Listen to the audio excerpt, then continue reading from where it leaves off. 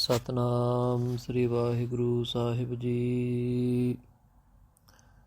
ਇੱਕ ਓੰਕਾਰ ਸਤਨਾਮ ਕਰਤਾ ਪੁਰਖ ਨਿਰਭਉ ਨਿਰਵੈਰ ਅਕਾਲ ਮੂਰਤ ਅਜੂਨੀ ਸੈਭੰ ਗੁਰ ਪ੍ਰਸਾਦ। ਜਪ ਆਦਿ ਸਚ ਜੁਗਾਦਿ ਸਚ ਹੈ ਭੀ ਸਚ ਨਾਨਕ ਹੋਸੀ ਭੀ ਸਚ। ਹੁਣ ਵਿਚਾਰ ਕਰਦੇ ਹਾਂ ਕਿ ਇੱਕ ਜੀਵ ਆਤਮਾ ਜਦ ਪਰਮਾਤਮਾ ਦੇ ਵਿੱਚ ਲੀਨ ਹੁੰਦੀ ਹੈ ਤੇ ਫਿਰ ਕਿਸ ਪ੍ਰਕਾਰ ਹੁੰਦੀ ਹੈ, ਕੀ ਹੁੰਦਾ ਉਸ ਵੇਲੇ। ਮਹਾਰਾਜ ਜੀ ਧੰਨ ਧੰਨ ਸ੍ਰੀ ਗੁਰੂ ਸਰਬਲੋਕ ਗ੍ਰੰਥ ਸਾਹਿਬ ਜੀ ਦੇ ਵਿੱਚ ਦ੍ਰਿਸ਼ਟਾਂਤ ਦਿੰਦੇ ਹਨ ਕਿਸ ਪ੍ਰਕਾਰ ਬੀਰਜਨਾਥ ਇੱਕ ਰਾਖਸ਼ੀ ਇੱਕ ਦਾਨਵੀ ਕੁਲ ਦੇ ਵਿੱਚੋਂ ਉਹਦਾ ਜਨਮ ਹੋਇਆ ਅਤੇ ਕਿਸ ਪ੍ਰਕਾਰ ਉਹਨੇ ਹਰੀ ਪਰਮਾਤਮਾ ਦੇ ਨਾਲ ਯੁੱਧ ਕਰਨਾ ਚਾਹਿਆ ਅਤੇ ਫਿਰ ਜਦ ਉਹਨੂੰ ਪਰਮਾਤਮਾ ਦੇ ਦਰਸ਼ਨ ਹੋਏ ਹਨ ਸਰਬਲੋਕ ਜੀ ਮਹਾਰਾਜ ਦੇ ਰੂਪ ਦੇ ਵਿੱਚ, ਫਿਰ ਦੇਖ ਕਰਕੇ ਉਹਨੇ ਕਈ ਬੇਨਤੀਆਂ ਕੀਤੀਆਂ ਨੇ। ਬੇਨਤੀ ਦੇ ਸਰੂਪ, ਬੇਨਤੀ ਦਾ ਫਲ ਸਰੂਪ ਇਹ ਹੋਇਆ ਕਿ ਮਨ ਦੇ ਵਿੱਚ ਨਿਮਰਤਾ ਆਏ। ਨਿਮਰਤਾ ਪ੍ਰਗਟ ਹੋ ਕਰਕੇ ਉਹਨੇ ਸਰਬਲੋਕ ਜੀ ਦੇ ਅੱਗੇ ਬੜੀ ਚੰਗੀ ਤਰ੍ਹਾਂ ਪ੍ਰਾਰਥਨਾ ਕੀਤੀ। ਫਿਰ ਉਹਦੇ ਫਲ ਸਰੂਪ ਸ੍ਰੀ ਸਰਬਲੋਕ ਮਹਾਰਾਜ ਜੀ ਉਹਨਾਂ ਨੂੰ ਫਲ ਦੇਣਾ ਚਾਹਿਆ ਅਤੇ ਫਲ ਦੇ ਵਿੱਚ ਬੀਰਜਨਾਥ ਨੂੰ ਕਹਿੰਦੇ ਹਨ ਕਿ ਇਹ ਬੀਰਜਨਾਥ ਹੁਣ ਤੂੰ ਮੇਰੇ ਰੂਪ ਦੇ ਵਿੱਚ ਹੀ ਸਮਾ ਜਾ। ਹੁਣ ਕਿਸ ਪ੍ਰਕਾਰ ਉਹ ਹੁੰਦਾ ਹੈ ਇਹ ਪ੍ਰਸੰਗ ਆਪਾਂ ਸਰਵਣ ਕਰੀਏ। ਮਿਲਾਪ ਸਾਗਰ ਬੂੰਦ ਕੈ ਤੁਮ ਸੁਨਹੁ ਮਨ ਚਿਤ ਲਾਇ ਕੈ। ਹੇ ਪ੍ਰਾਣੀ ਜਨੋ, ਕਿਸ ਪ੍ਰਕਾਰ ਬੀਰਜਨਾਥ ਦੀ ਜੀਵ ਆਤਮਾ ਪਰਮਾਤਮਾ ਸ੍ਰੀ ਸਰਬਲੋਕ ਜੀ ਦੇ ਵਿੱਚ ਇੱਕਮਿਕ ਹੋ ਗਈ, ਉਹ ਤੁਸੀਂ ਸੁਣਨਾ ਕਰੋ ਜੀ। ਤੁਮ ਸੁਨਹੁ ਸੰਤ ਸੁਜਾਨ ਹੈ ਇਹ ਚਰਿਤ੍ਰ ਸਾਰੰਗ ਪਾਨ ਕੇ। ਹੇ ਸੰਤ ਜਨੋ, ਉਸ ਮਹਾਂਵਿਸ਼ਨੂੰ ਸਰਬਲੋਕ ਜੀ ਦਾ ਤੁਸੀਂ ਚਰਿੱਤਰ ਸੁਣੋ, ਜਿਹੜੇ ਹੱਥ ਦੇ ਵਿੱਚ ਸਾਰੰਗ ਭਾਵ ਇਹ ਚਰਿੱਤਰ ਸਾਰੰਗ ਪਾਨ ਕੇ, ਸਾਰੰਗ ਦੇ ਭਾਵ ਹਨ ਕਮਾਨ ਨੂੰ ਫੜਿਆ ਹੋਇਆ। ਸੋ ਉਹਨਾਂ ਦੇ ਚਰਿੱਤਰ ਨੂੰ ਸਰਵਣ ਕਰੋ ਜੀ।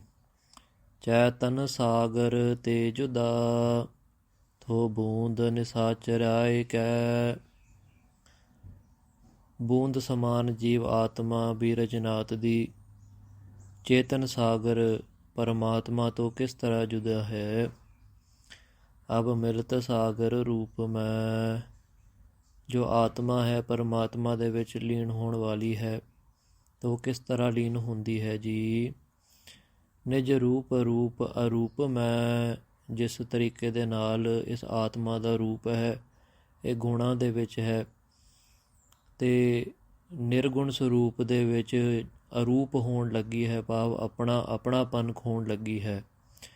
ਜਹ ਮਨ ਬਾਣੀ ਕੇ ਗਮਨ ਹੈ, ਇਹ ਜਿਹੜੀ ਕਿਰਿਆ ਹੋਣ ਲੱਗੀ ਹੈ ਆਤਮਾ ਦੀ ਪਰਮਾਤਮਾ ਦੇ ਵਿੱਚ ਲੀਨ ਹੋਣ ਵਾਲੀ ਹੈ ਜਦ, ਇਹ ਮਨ ਅਤੇ ਬਾਣੀ ਅਤੇ ਪਰੇ ਦੀ ਕਥਾ ਹੈ, ਇਹ ਅਕਥ ਕਥਾ ਹੈ।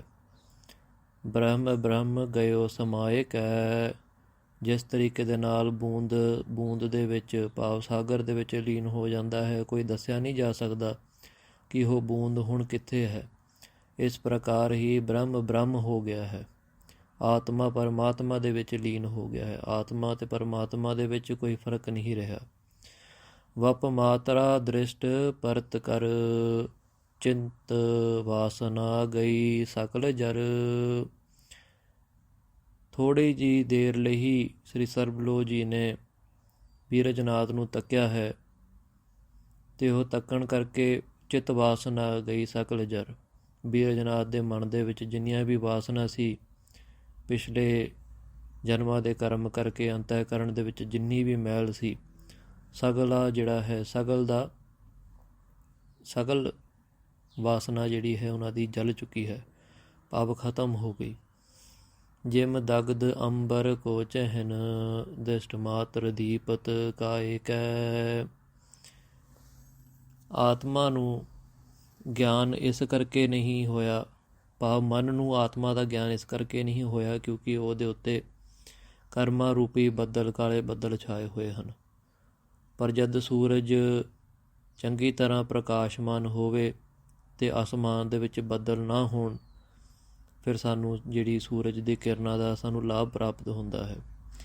ਇਸ ਤਰੀਕੇ ਦੇ ਨਾਲ ਸਭ ਤੋਂ ਪਹਿਲਾਂ ਸਰਬਲੋਕ ਮਹਾਰਾਜ ਨੇ ਬੀਰਜਨਾਥ ਦੇ ਕਾਲੇ ਰੂਪੀ ਬੱਦਲ ਸਮਾਨ ਜਿਹੜੇ ਵਿਕਾਰ ਸੀ ਉਹਨਾਂ ਨੂੰ ਹਟਾਉਣਾ ਕੀਤਾ। ਜਦ ਉਹ ਬੱਦਲ ਹਟ ਗਏ ਅਤੇ ਉਹਨਾਂ ਨੂੰ ਆਤਮਾ ਪਰਮਾਤਮਾ ਦਾ ਗਿਆਨ ਆਪੇ ਹੀ ਮਿਲ ਗਿਆ ਜੀ। ਕਛ ਸਰਤ ਤਾਸੋਂ ਕਾਜ ਨਹਿ, ਤਸ ਭਇਓ ਵਪ ਦੁਰਾਜ ਨਹਿ। ਕਹਿੰਦੇ ਜਦ ਆਤਮਾ ਨੂੰ ਉਹਨਾਂ ਨੇ ਤੱਕਿਆ, ਭਾਵ ਆਤਮਾ ਦਾ ਅਨੁਭਵ ਕੀਤਾ, ਉਸ ਵੇਲੇ ਬੀਰਜਨਾਥ ਦੀ ਸੁਧ ਬੁੱਧ ਸਾਰੀ ਖੜ ਗਈ, ਉਹ ਕੁਛ ਨਹੀਂ ਬੋਲ ਪਏ। ਬਿਲਾਏ ਮਨ ਸੱਚ ਸਿੰਧ ਗਇਓ, ਤਰੰਗ ਭਾਵ ਮਿਟਾਏ ਕੈ। ਆਤਮਾ ਆਪਾਂ ਸੁਣਦੇ ਹਾਂ ਕਥਾ ਦੇ ਵਿੱਚ ਕਿ ਆਤਮਾ ਇੱਕ ਤਰੰਗ ਸਮਾਨ ਹੈ ਸਮੁੰਦਰ ਦੇ ਵਿੱਚ। ਜਦ ਇਹ ਆਤਮਾ ਆਪਣੇ ਆਪ ਨੂੰ ਤਰੰਗ ਸਮਝਣਾ ਮਿਟਾ ਦਿੰਦੀ ਹੈ, ਭਾਵ ਜਿਹੜਾ ਹੈ ਇਹ ਭਾਵਨਾ ਆਪਾਂ ਮਿਟਾ ਦਿੰਦੇ ਹਾਂ ਕਿ ਅਸੀਂ ਤਰੰਗ ਹਾਂ, ਮਹਾਰਾਜ ਦੀ ਕਿਰਪਾ ਦੇ ਨਾਲ ਜਦ ਇਹ ਭਾਵਨਾ ਮਿਟਦੀ ਹੈ ਅਤੇ ਫਿਰ ਅਸੀਂ ਸਾਗਰ ਸਮਾਨ ਹੋ ਜਾਂਦੇ ਹਾਂ, ਤਰੰਗ ਨਹੀਂ ਰਹਿੰਦੇ। ਅਸ ਪਇਓ ਹਰ ਮਹਿ ਲੀਨ ਜਬ, ਤਨ ਮਨ ਗਲਤ ਪਇਓ ਪੂਰਨ ਸਭ।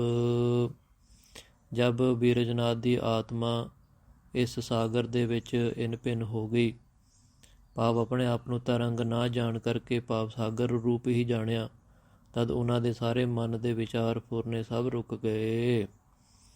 ਵਪ ਮਾਤਰ ਦੇਖਦ ਬੀਰਜਨਾਥ ਕੋ, ਵਪ ਚਿੱਤਰ ਮੂਰਤ ਭਾਏ ਕੈ। ਸ੍ਰੀ ਸਰਬਲੋਕ ਮਹਾਰਾਜ ਨੇ ਬੀਰਜਨਾਥ ਨੂੰ ਬਸ ਥੋੜ੍ਹੀ ਦੇਰ ਲਈ ਤੱਕਿਆ ਹੈ, ਅੱਖ ਦੇ ਕੋਨੇ ਦੇ ਨਾਲ, ਅੱਖ ਦੇ ਕੋਨੇ 'ਚੋਂ ਬੀਰਜਨਾਥ ਨੂੰ ਤੱਕਿਆ। ਸੋ ਇੰਨੇ ਕੁ ਦੇਰ ਦੇ ਵਿੱਚ ਹੀ ਬੀਰਜਨਾਥ ਦੀ ਜਿਹੜੀ ਚਿੱਤ ਬਿਰਤੀ ਸੀ ਸਾਰੀ ਇਕਾਗਰ ਹੋ ਕਰਕੇ ਮਹਾਰਾਜ ਦੇ ਚਰਨਾਂ ਦੇ ਵਿੱਚ ਆਪੇ ਹੀ ਲੱਗ ਗਈ। ਤਾਂ ਹੋਇਆ ਕਿ ਵਤ ਚਿੱਤਰ ਮੂਰਤ ਭਾਏ ਕੈ। ਬੀਰਜਨਾਥ ਨੂੰ ਸਰਬਲੋਕ ਮਹਾਰਾਜ ਦਾ ਜਿਹੜਾ ਚਿੱਤਰ ਸੀ, ਮੂਰਤ ਸੀ, ਉਹ ਬਹੁਤ ਭਾਇਆ ਮਨ ਦੇ ਵਿੱਚ। ਤਾਹਾਂ ਖੁਦੀ ਗਈ ਬਿਲਾਏ ਕੈ, ਖੁਦ ਭਇਓ ਖੁਦੀ ਮਿਟਾਏ ਕੈ। ਸੋ ਉਹਦੀ ਜਿਹੜੀ ਹੰਕਾਰ ਹੈ ਬੀਰਜਨਾਥ ਦੀ, ਹਉਮੈ ਦੀ, ਖੁਦ ਭਇਓ ਖੁਦੀ ਮਿਟਾਏ ਕੈ, ਉਹਦੀ ਹਉਮੈ ਮਿਟ ਗਈ ਅਤੇ ਆਪ ਖੁਦਾ ਦਾ ਰੂਪ ਹੋ ਗਿਆ, ਭਾਵ ਸਰਬਲੋਕ ਜੀ ਦਾ ਰੂਪ ਹੋ ਗਿਆ ਜੀ। ਸਭ ਬਿਦ ਅਨੁਪਪਾਕ ਹੋਏ ਕੈ, ਕਛ ਰਾਖਿਓ ਨਹਿ ਛਪਾਏ ਕੈ। ਸਭ ਕੁਛ ਉਹਨੇ ਤਨ ਮਨ ਬਾਣੀ ਸਾਰਾ ਕੁਛ ਅਰਪਣ ਕਰ ਦਿੱਤਾ ਸਰਬਲੋਕ ਜੀ ਦੇ ਅੱਗੇ, ਕੁਛ ਵੀ ਆਪਣੇ ਕੋਲ ਨਹੀਂ ਰੱਖਿਆ। ਅਸ ਭਇਓ ਹਰ ਮਹਿ ਲੀਨ ਜਬ, ਚਿਤ ਫੁਰਿਓ ਹਰ ਗੁਣ ਗਾਏ ਕਬ। ਜਦ ਸਰਬਲੋਕ ਜੀ ਦੀ ਕਿਰਪਾ ਦੁਆਰਾ ਬੀਰਜਨਾਥ ਦੇ ਮਨ ਦੇ ਵਿੱਚ ਆਤਮ ਗਿਆਨ ਹੋਇਆ। ਆਤਮ ਗਿਆਨ ਦੇ ਫਲਸਰੂਪ ਬੀਰਜਨਾਥ ਨੂੰ ਇਹ ਪਤਾ ਲੱਗਿਆ ਕਿ ਮੈਂ ਹੁਣ ਸਿਰਫ ਪ੍ਰਭੂ ਦਾ ਗੁਣ ਗਾਵਾਂ, ਇਸ ਤਰੀਕੇ ਦੇ ਨਾਲ ਮੈਂ ਲੀਨ ਹੀ ਰਵਾਂਗਾ। ਸੋ ਇਹ ਸੋਚ ਕਰਕੇ, ਵਿਚਾਰ ਕਰਕੇ ਬੀਰਜਨਾਥ ਨੇ ਵੀ ਸ੍ਰੀ ਸਰਬਲੋਕ ਜੀ ਦੇ ਗੁਣਗਾਨ ਕੀਤੇ। ਬਿਨ ਭਜਨ ਪ੍ਰਾਪਤ ਹੋਤ ਨਹਿ, ਉਠ ਉਠਿਓ ਬਿਨ ਭਜਨ ਪ੍ਰਾਪਤ ਹੋਤ ਨਹਿ, ਗੁਣ ਉਠਿਓ ਹਰ ਕੋ ਗਾਏ ਕੈ। ਫਿਰ ਉੱਠ ਕਰਕੇ ਉਹਨੇ ਆਪਣੇ ਮਨ ਦੇ ਵਿੱਚ ਅਤੇ ਮੁੱਖ ਤੋਂ ਬਹੁਤ ਤਰੀਕੇ ਦੀ ਉਪਮਾ ਅਤੇ ਉਸਤਤ ਸ੍ਰੀ ਸਰਬਲੋਕ ਜੀ ਦੀ ਗਾਣ ਕੀਤੀ ਜੀ। ਇਸ ਤਰੀਕੇ ਦੇ ਨਾਲ ਬੀਰਜਨਾਥ ਸਰਬਲੋਕ ਜੀ ਮਹਾਰਾਜ ਦੇ ਵਿੱਚ ਲੀਨ ਹੋਏ ਪਏ। ਵਾਹਿਗੁਰੂ ਜੀ ਕਾ ਖਾਲਸਾ, ਵਾਹਿਗੁਰੂ ਜੀ ਕੀ ਫਤਿਹ।